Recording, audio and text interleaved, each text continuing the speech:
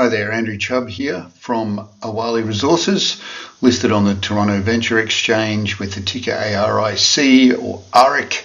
And today I'm bringing you a discussion on Lando, which is one of our targets that we haven't talked about for a while. We did have some news releases on a geochem anomaly some time back, but now it's coming back into play as a drill target for us, and we've just started drilling recently, and we're still drilling right now, and it's exciting stuff for us to bring Lando in, because it's one of the bigger geochem footprints that we've got on the properties, and we're excited to be drill testing this target.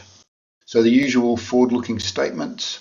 In my last discussion that we had for BBM, I mentioned that we view the Odienné project as a potential mining camp, and we would have a central processing facility, and we don't look at these targets individually. They're all part of a greater mining project. So this is why we believe that we can put together a multi-million ounce mining camp at some stage in the future. Lando, where it is, so this is the Odienné permit, Odienné East permit here with our discoveries on it: Empire, Charger, Scepter East and BBM. Lando's where we drill now. These are some other targets within the property. They all have names, but there are multiple targets in the pipeline. And I'm just showing you that we've done a lot of surface geochemistry. So you can see here with the copper, this is all PXRF geochemistry. So we've done a lot with the handheld PXRF, and you can see the gaps over here. That's where we're waiting for results to come through from the gold geochemistry as well. So that's within where we may find more targets on top of that. But Lando itself sits up here in the north of the properties, and what we're looking at here, this long axis of the permit is roughly 33 kilometers long and 12 kilometers wide.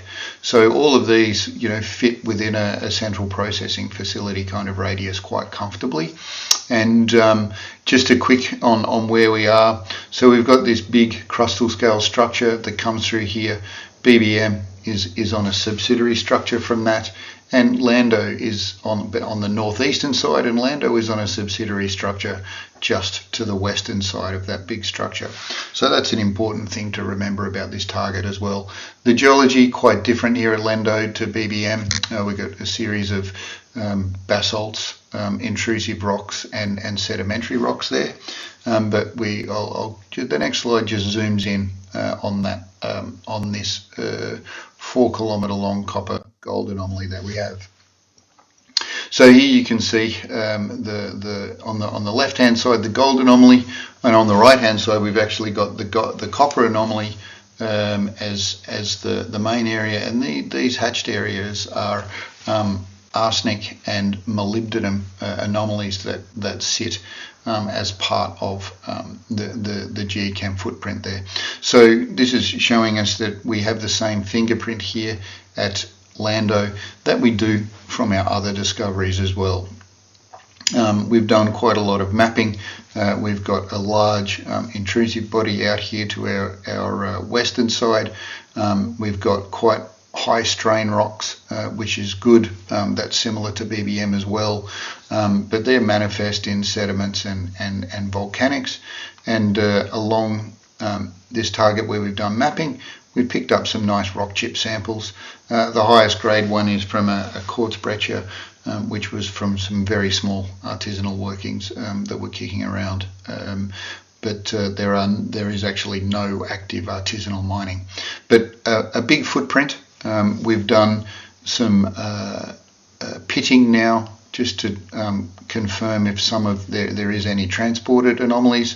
This is actually a topographic high coming through here, so there is some colluvial anomalism within our soils as well.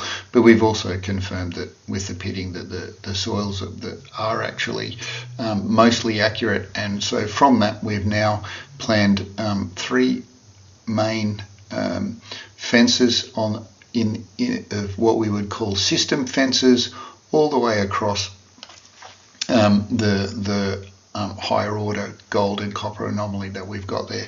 And that's where we're currently drilling, and that's a combination of RC and diamond drilling with roughly 1,000 meters of diamond drilling and 1,600 meters of RC drilling.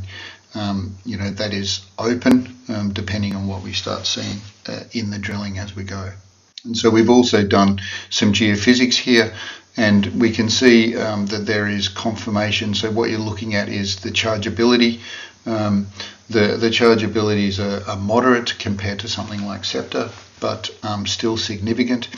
And these chargeabilities are actually consistent with resistivity anomalies again. And so we've got a ridge here of coincident geophysics with the soil anomalism, which is encouraging for us with the drilling as well. And you can see that these chargeability anomalies do actually go to depth. So so you can see the topography here in this. So this is the topographic high here, and we'll be drilling from the top of this ridge with diamond drilling, because it is actually doesn't look very aggressive, but it is quite aggressive and difficult to RC drill. So in the high topography we'll do diamond drilling, and then we'll come out across the anomalism with RC drilling effectively across pretty much a valley. The edges a valley floor is the easiest way to describe that. So that's the drilling we're undertaking or currently doing right now, and really exciting prospects for a potential new discovery at Lando and on the Odienné project. So thank you very much, everyone, and I'll look forward to updating you again very soon on the Odienné project.